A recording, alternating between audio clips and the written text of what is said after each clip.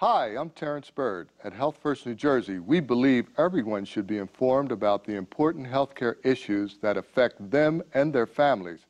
That's why Health First is proud to support programming produced by the Caucus Educational Corporation. Understanding your options for weight loss, next on Caucus New Jersey. Funding for this edition of Caucus New Jersey has been provided by Hackensack University Medical Center, Health First New Jersey, PSC&G, committed to improving New Jersey's economy and strengthening its communities.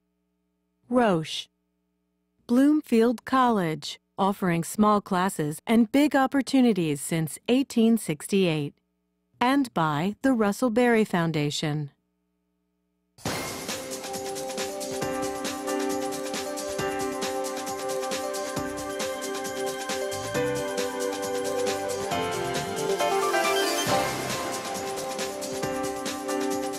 Welcome to Caucus, New Jersey. I'm Steve Adubato. You know, there are many myths surrounding bariatric surgeries, but here to clear many of those myths up are Marjorie Nolan Cohn, who is National Spokesperson, Academy of Nutrition and Dietetics, Dr. Hans Schmidt, Director of Bariatric Surgery, Hackensack University Medical Center, Jennifer Bronsnick, who is Licensed Clinical Social Worker and Clinical Coach for Mindful Mommy, and Josephine, in Italian it is Cioccia, and in English it is? Cioccia. For those who are following along at home.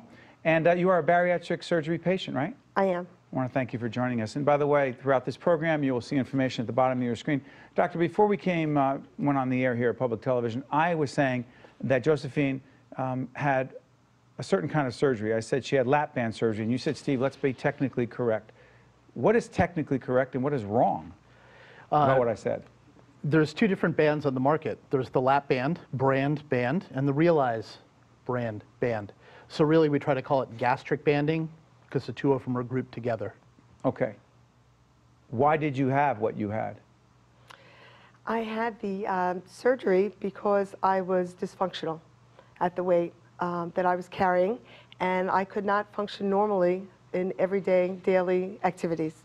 In 2010, you had this surgery. I did. You lost 142 pounds, and according to what you told our producers, quote, I still have a long way to go. I do. You do? I do. I would like to, I'll never be thin, I don't think, but I would like to lose at least another 40 or 50 pounds, just health-wise, more than what I look like. I want to be more healthy. What I'm curious about is what made Josephine a candidate for it, and what would make someone else watching right now who struggles? There's a very high number of people who are overweight, very large number of people who are, high percentage of people who are obese. What makes certain people candidates and others not for bariatric surgery?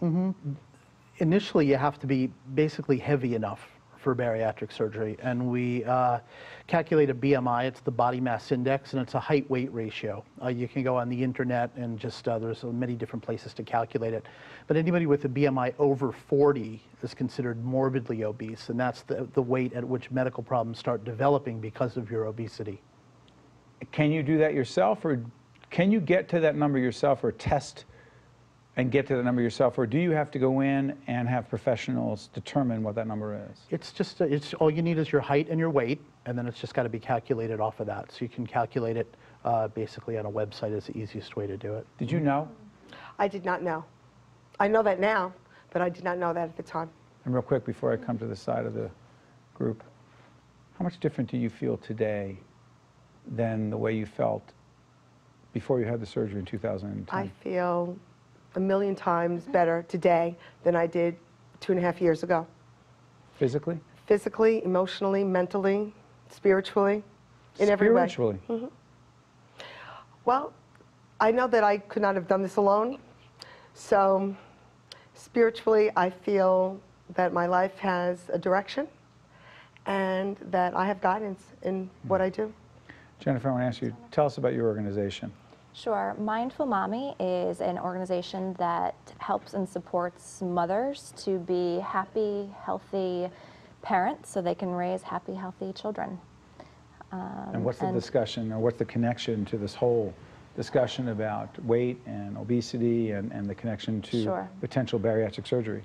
Yeah, a lot of my patients that I work with, they are not necessarily at that 40 BMI, but they're at a place where they're not feeling healthy. They've had kids recently, or not so recently, but haven't lost the baby weight, then had more kids and kept that baby weight on.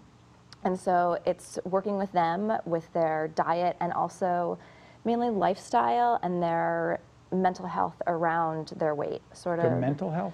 Yeah, I mean, people are generally become overweight because of the food, because of our society, because of the convenience and those issues. But then also there's that side of things where things in life can be out of balance, and sometimes food becomes the treatment when we're looking for some way to feel good.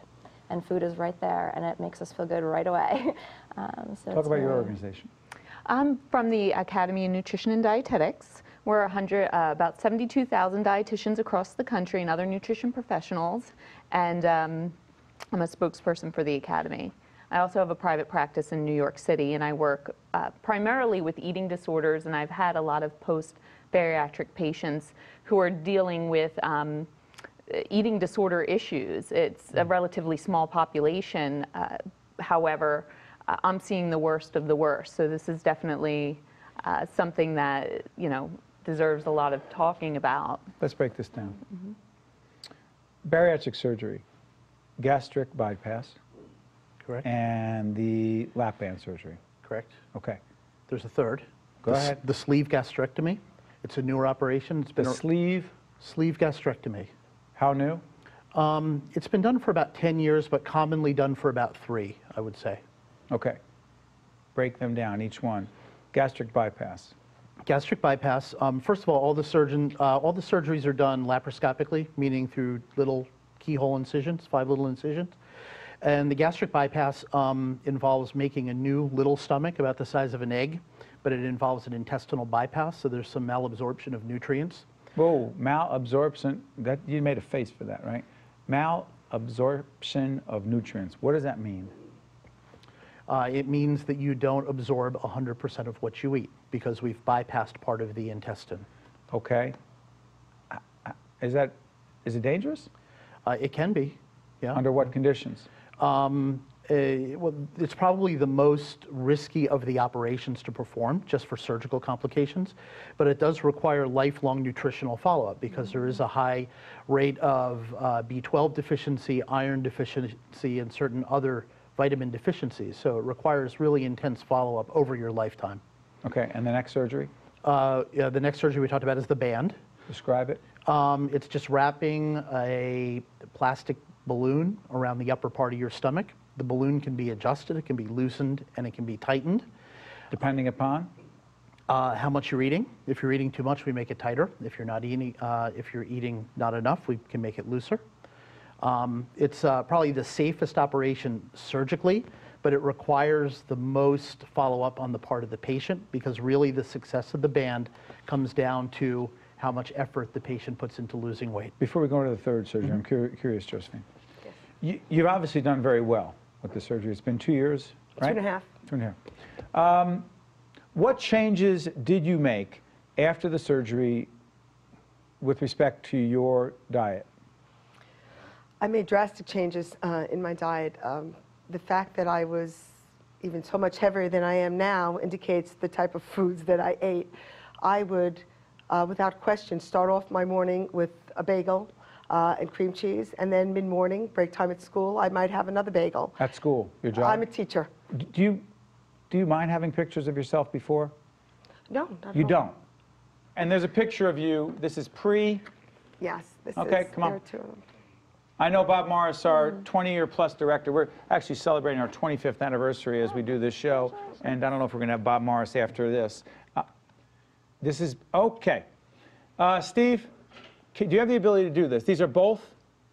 Keep talking, by the way. The years are on there. One is from 2007, and the other one, I believe, I can't read. This is 2006. 140 pounds plus. About 144. I could have even been bigger than when I actually went, because I tried to diet a little bit before I went for the surgery. Oh, you did? Yeah. Oh, it was recommended that you try to do that. Wasn't Okay, easy. so what are you eating today that you were not eating before? That you did the bagel before? I would have bagel, you then did- I would have lunch. I would stop on my way home and maybe have a burger at On a your way fast home? food. Oh yeah, Before as a dinner? snack. Oh yeah. Okay. And then I would have dinner, and maybe before I went to bed. Any exercising there? I did not do any Okay. exercising there. Today? Today, I don't have that bagel because it will make me sick. Not that I wouldn't like to have it, because I would. But I might have a yogurt, an egg or an egg substitute. Lunch, I'm big on soups. I'll have some chicken, fish. And dinner, I eat shrimp. Dessert? Dessert, I'm not going to lie in front of the doctor. I don't have it Good every day. idea. What do you do for dessert? Well, a dessert is not every day, but I will sometimes have a cookie. Or a cookie, a couple of cookies. Okay. Do you but exercise? I do. I just began in the beginning of the summer, and I was going every single day. I've been a little under the weather, so I haven't gone in a couple of days. But your normal routine is to work out, is exercise. Is every day, for 30 to 40 minutes a Any day. limitations? At this point, no. You work, what's that? Star patient. She is a star She is, patient. absolutely. What kind of advice do you give them? It always goes back to the basics. A lot of times when I'm seeing a client who's post-bariatric, And it depends upon what surgery, again. I just want to be clear. Go ahead. Yes, post-surgery, they've kind of slipped back into old habits. Really? Oh, quite a bit. And I think, and I'd love to hear, the doctors speak on this, but the statistics for people who gain a significant amount of weight back is actually quite high, higher than most people realize. After the surgery? Yes, yes, for sure. And I've worked with a lot of people, again, I've seen the worst of the worst because I do work with people with eating disorders. And if the psychological component of an eating disorder is not dealt with, to try to match that up to the physical capacity of the body is, I mean, you're working on two completely different levels. I've worked with one client coming to mind who had such a need to binge, but could not binge on foods anymore that she was used to, because she can't eat bagels anymore. But she figured out that, I don't know what type of surgery she had, I don't recall at this point, but she was capable of binging on a half a jar of peanut butter. Oh, no. And so, ice cream, you could do it too. Oh, boy. And people cause dumping Yeah. on purpose as a way to purge the foods that they've been eating. So, doctor, let me ask you, how is it when you are screening for the patients who are candidates for bariatric surgery, and can you even predict or have a high degree of predictability as to who would be likely to engage in such activities and who would be more of a model, not a perfect, but more of a model patient? Unfortunately, it's hard to predict in advance. I mean, we do know that maybe, everybody will gain 10 to 20% of what they've lost back again. That's normal? Yeah, so if you lose 100 pounds, I'm maybe you not gonna gain do 10 or that. 20 Okay, pounds but back. she just said not I'm not me. gonna She is do not. that. She is Okay, not. okay. Right. Fortunately, most of our patients are not binge eaters. I mean, that is a very right. small subgroup. That's and we not the norm. That's not the norm, and we Right. try not to operate on people that are binge eaters because it's really a psychological problem, and really not so much a physical, problem. And they're going to be binge eaters. You have to address the problem of the binge eating, not really just the fact that they eat too much. Well, So. in the assessment beforehand, also you'd want to, find out from them, like, what are their coping mechanisms? Are there, what are they going to do with their life once they've lost all the weight? Talk What's about going that. to change for them? How much of your organization, how much of the work do you get involved in that deals with the psychological profile of these women? Oh, everything I do is. So what are you looking for? Do you ask people why they eat? Yeah, I mean, you're looking for their life as sort of like a circle with different sections. So For there's example? their spiritual life, like you said, their creativity, their work, their relationships. You're looking at all those different sections, and food is certainly one of those big, sections only of women, their though. life. Women and a couple men. Hold on. But everybody has Your that. organization, Is Mindful Mommy. That's Okay, correct. but- But I also have a few male patients that I've taken okay, with keep going, me. I'm curious. Yeah, so we work together to come up with a plan, like where is their life out of balance? If they're only using food to cope, that's clearly out of balance with when they could be doing a creative outlet, or, maybe they just need a hug more often, or they need a friend or a relationship or love. I mean, people are so lacking in those areas. And you tie that to issues of food. and being overweight and obesity? Of course, it's all connected. Comfort. Yeah, Comfort. everything's connected. It's so funny. Sometimes, my producers don't like when I do this, but sometimes at night, don't you like when a conversation starts? Sometimes at night, everyone else is asleep. Right? Right? I know what you're going to say. You do? I think. Well, here's the deal. And being Italian, all right, let me just say this. And then I work out every day, do what I'm supposed to do on the fitness side, and I try to eat right and do the right thing. And vanity is a powerful motivator. But that being said, because you're on television, but I will tell you, when I know that my wife and the kids are sleeping, I do bad things. I go into the freezer and I look for low-fat ice cream sandwiches, and I will eat an obscene, illegal number of them. And I will blame it on our 8 and 10-year-old sons the next morning when my wife says, what happened to these? Right. They're always, low-fat, and I'll say, what are you even looking at me for? Do I look like I ate those? And I'll accuse my sons of them, and they'll be looking at each other like they'll start blaming each other. I know I need to see someone professionally about this, doctor. I think you need to see her. But how many of us are doing weird stuff like that late at night? So emotional eating I'm not that is hungry. good, is fine. Emotional eating is okay. To a It degree. is, but not overeating. There's a difference. You can eat and you can sit down and have that piece of chocolate and an ice cream bar What's and over full fat. eating? Over would be, like between one wait till I get bar sick and from it? 5 bars. When you feel terrible the next day, when you black out and you wake up and you're like, oh my gosh, what are these wrappers? But don't we want to stop it before it gets to that point? Right. Yes. I mean, and again, doctor, and again, if someone has the bariatric surgery, by the way, the third one is? The sleeve gastrectomy. Any limitations after, and I promise I'll come back to the ice cream sandwiches. The sleeve gastrectomy is simply reducing the volume of the stomach. There's no bypass, so there's no malabsorption, and there's no foreign body because the band is actually an implantable device. Any limits on how much I can eat again? Yeah, of course there is. Again. That's the whole point of the surgery. That's the whole point of the surgery, to decrease the amount of food that you eat. Does it make me less hungry? I don't want to eat the 4 ice cream sandwiches. It does. Will you stop making the faces? By the way, what's your weakness? Ice cream and potato chips. Not together. Sometimes. Really? Which one Not first? anymore. Potato chips. And then you wash it down with the ice cream. Well, no, I don't do that, but I would like to. I mean, there are times that I do have. Okay. I won't have it together, but there are times that I'll have, a little bag of potato chips, or I'll have a scoop of ice cream. The point is, 2.5 years ago, I would have eaten Before the surgery, I would have eaten a gallon of ice cream after everything else, and eaten a couple of bags of potato chips. Let me ask you, again, obviously there are a lot of issues going on here. As you were eating the gallon of ice cream, was there a part of you that knew deep inside, like, this isn't right? I'm not even hungry for this after the first God knows what. Yes. Intellectually, I was aware of all the bad habits and all the circumstances that I should have been avoiding. But emotionally, I chose to do it. So here's my question.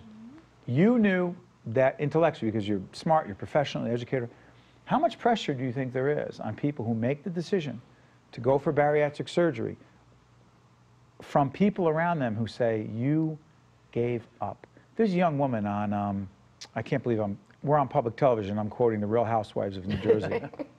What an oxymoron that is. But there's a young woman who got some sort of gastric bypass surgery, and she looks terrific. But some of the other characters on the show were giving her heat, like, you gave up. You're a young woman in her early 20s, you gave up. You should have worked harder, you should have dieted, you should have exercised. She was like, I did all that, and this was the best way to go for me. What should other people in the family and their friends, people who care, and I'm not talking about the haters, what should people be doing who want to be helpful to the person who says, I think this is best for me?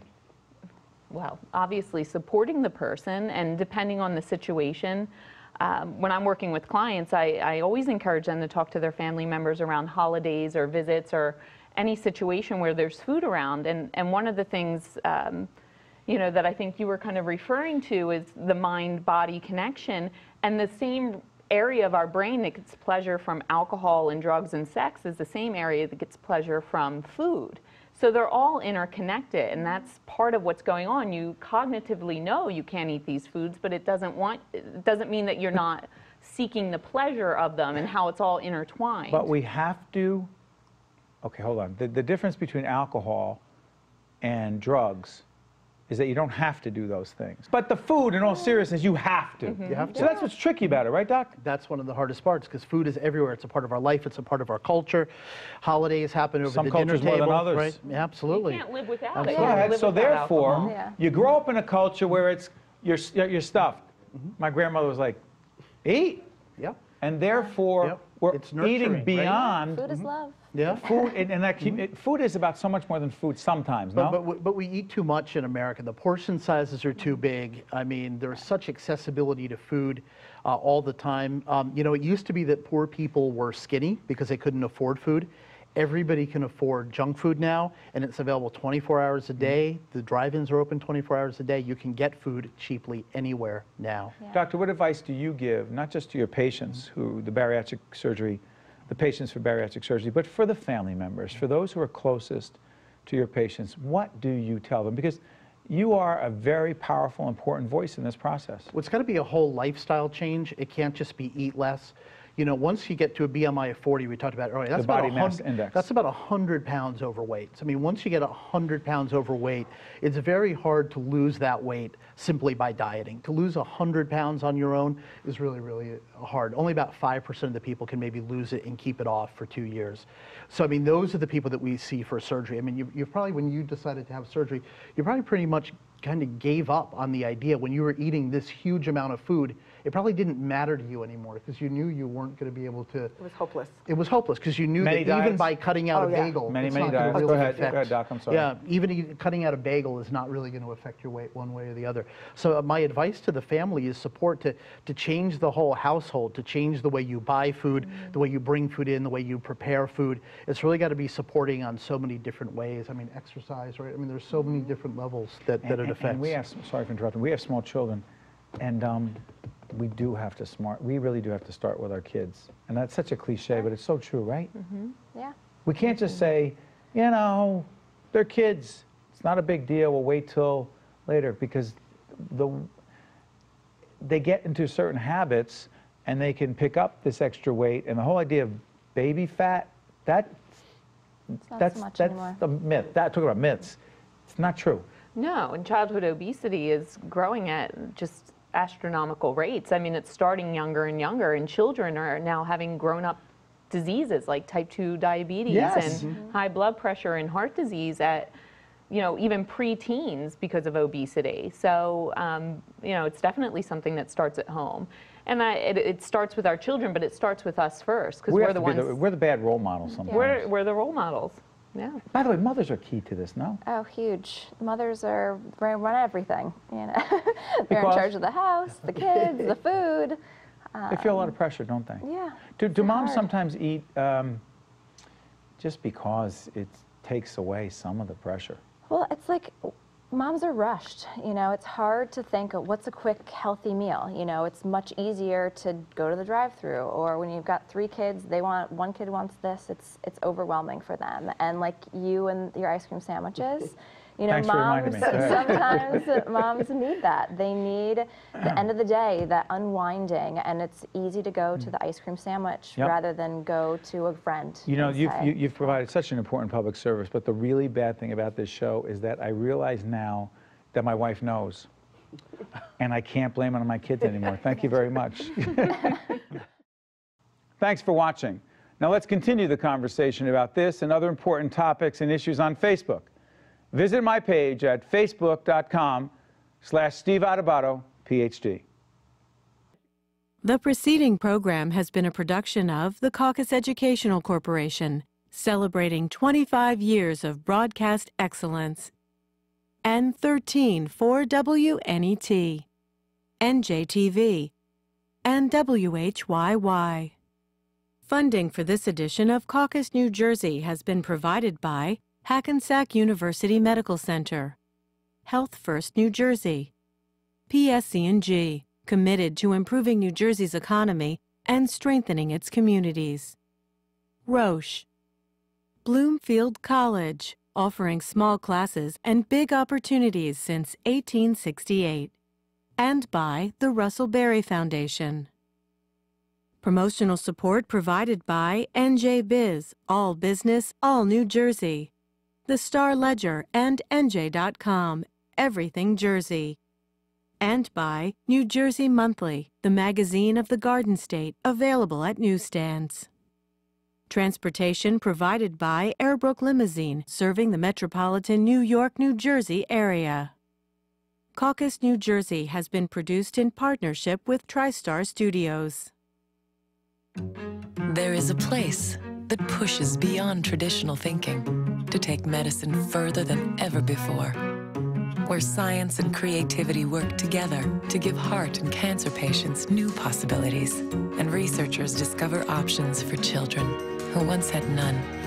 A place that proves every day that impossible is just an opinion. Hackensack University Medical Center, where medicine meets innovation. Hello, I'm Rafael P. Roman. And I'm Steve Adubato. Join us every week on New Jersey Capitol Report. Because we'll ask the questions that you want and need answered. Airing on NJTV, 13, and WHYY. Check your local listings.